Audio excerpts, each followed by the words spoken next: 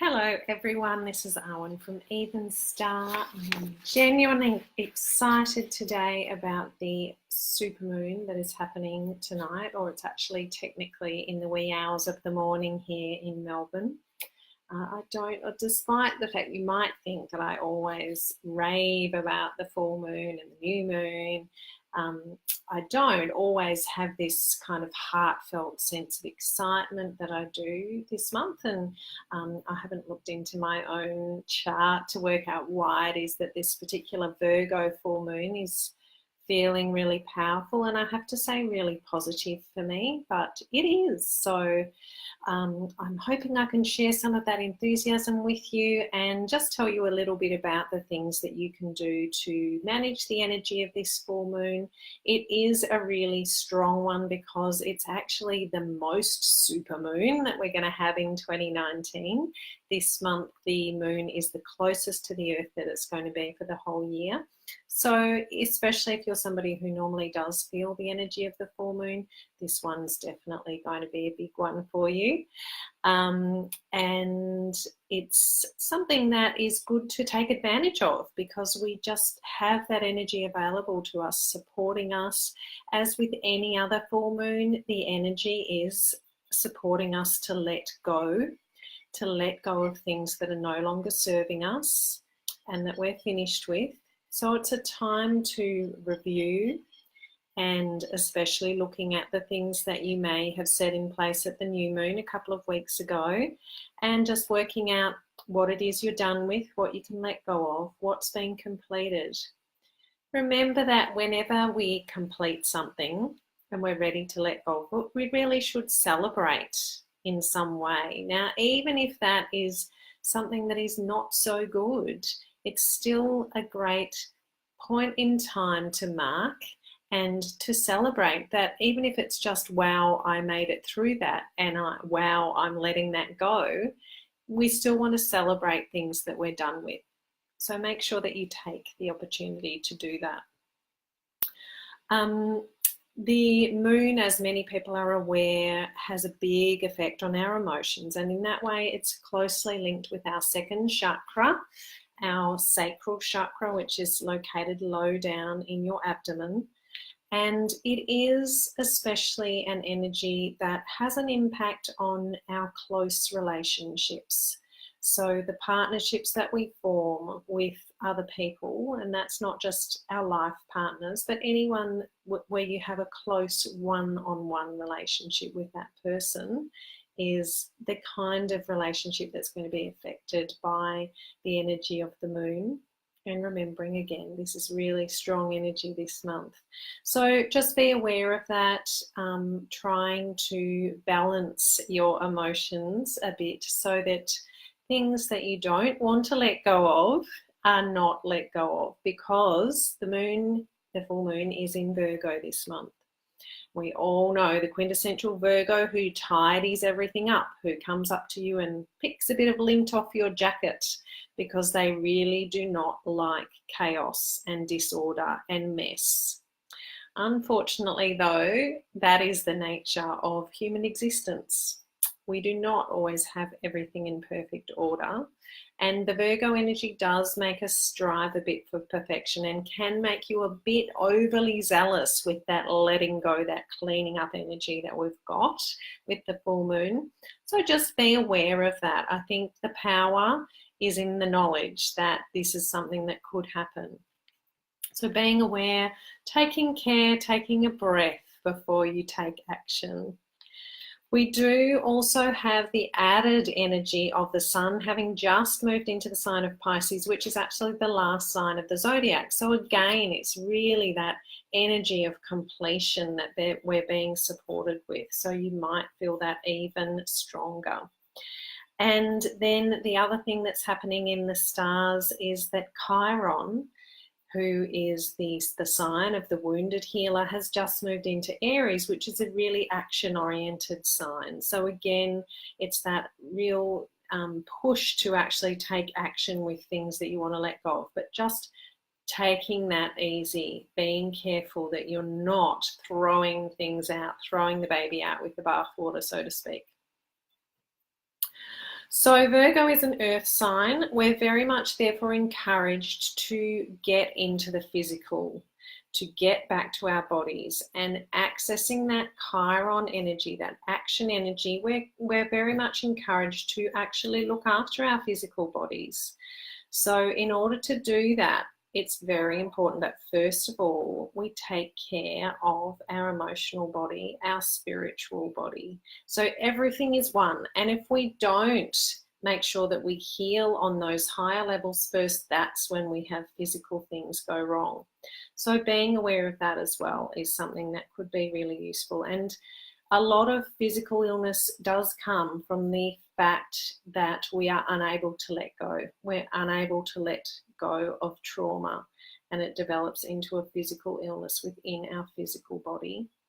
And letting go is so important, and being able to forgive is one of the keys to that. Being able to forgive ourselves primarily, and then forgive anybody else that we need to forgive. Having that sense of love and kindness towards somebody who you feel has done something wrong towards you in the present or in the past, and letting it go.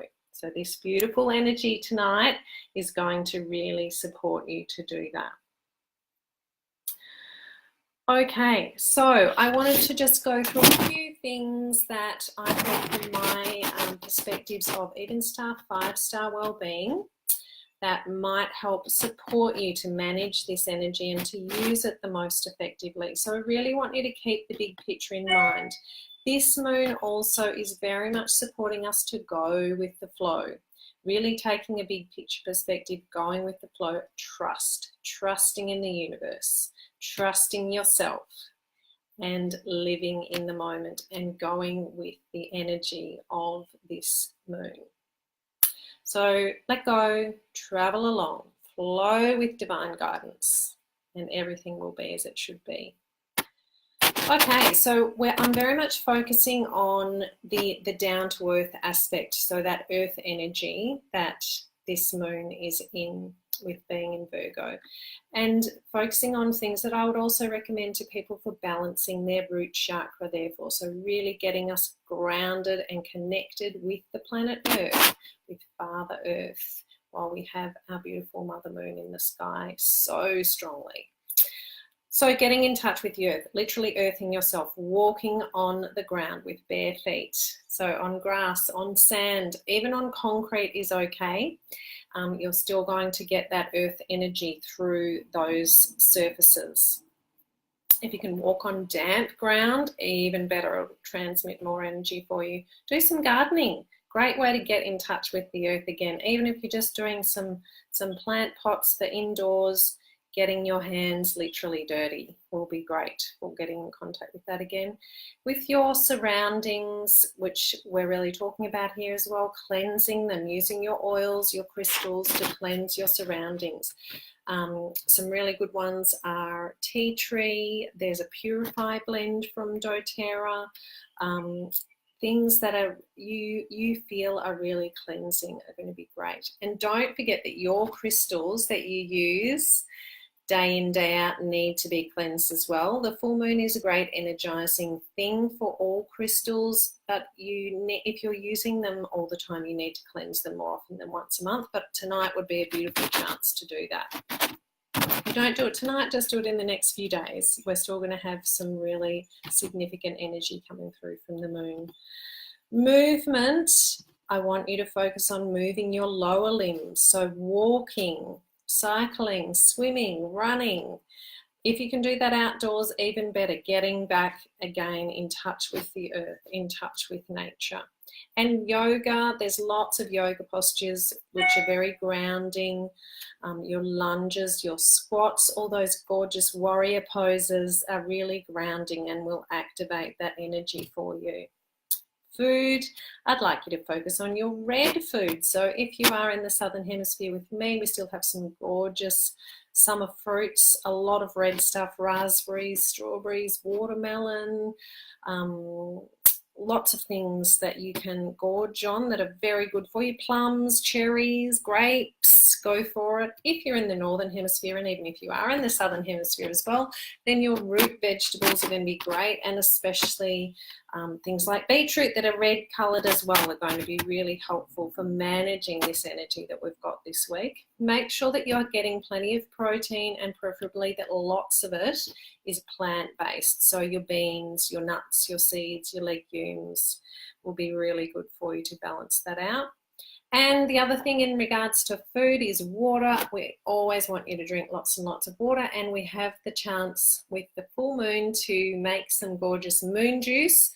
All you need to do is put your glass bottles of water out in the moon tonight, preferably, or in the next few nights, and leave them out overnight and just do a taste test. You'll be amazed at how different and how energizing that gorgeous water tastes when you bring it in the next morning.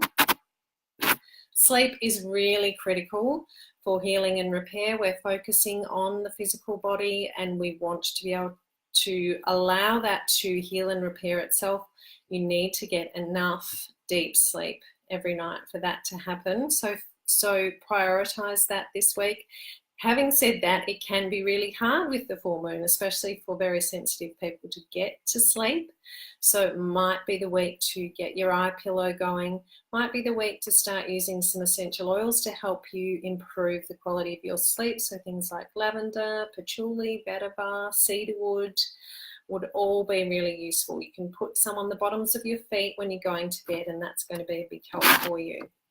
Get off your devices as well at least an hour before you want to be falling asleep. That blue light is really detrimental to our melatonin production, which interferes with our sleep. So it's really important, especially if you're finding it difficult, more difficult than normal to get to sleep this week. And being is my fifth category, and with that I would really encourage meditation. I'm so excited tonight I get to go to a meditation on the beach here in Ocean Grove for the full moon, which is going to be gorgeous. But I'd really encourage you to use that letting go energy of the full moon to help you in your acknowledgement that it is impossible for our minds to let go. We stop.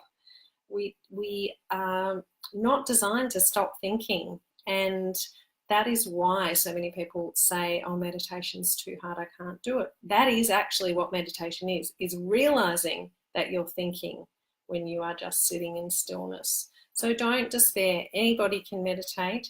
It's a practice. You just need to start somewhere, and the letting go energy this week will help you to do that.